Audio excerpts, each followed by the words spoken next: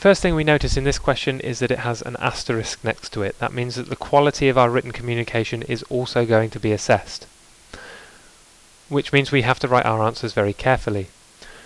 Okay, so we're told about Bill using a van to deliver parcels, and we know that there's a fixed charge plus £1 for each mile.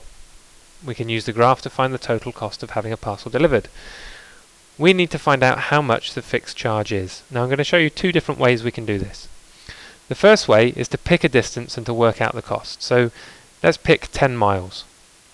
Okay, if we travel 10 miles at £1 for each mile, okay, that's going to be £10. Plus the fixed charge makes the total cost. And if I read from the graph, the total cost is £20. So I know that that fixed charge must be £10.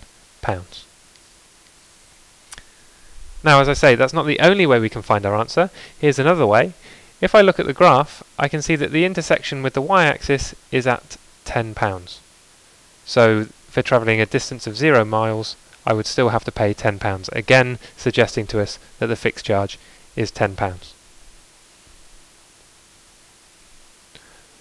For the second part of this question, we're told about somebody called Ed, who uses a van to deliver parcels at a cost of £1.50 for each mile.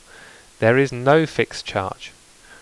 We are asked to compare the cost of having the parcel delivered by Bill with the cost of the parcel delivered by Ed. Again, there are lots of different ways that we can do this.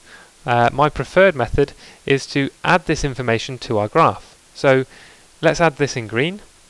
If Ed's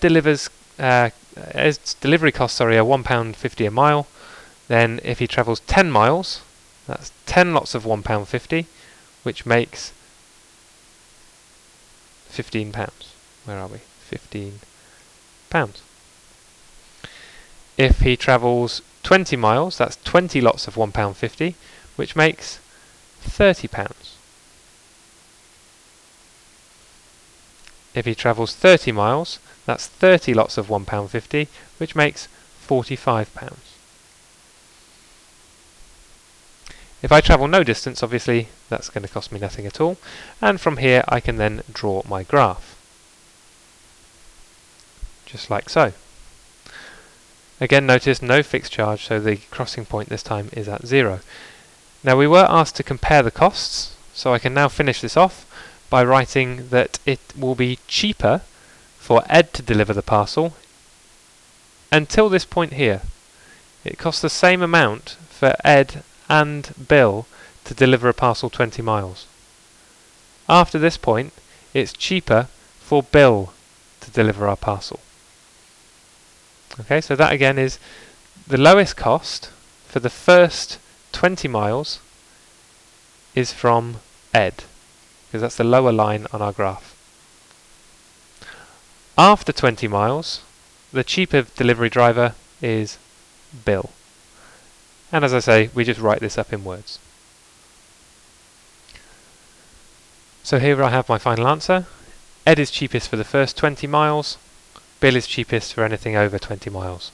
Notice that I'm very clear with what I've stated, and I've always used a full stop to finish my sentences.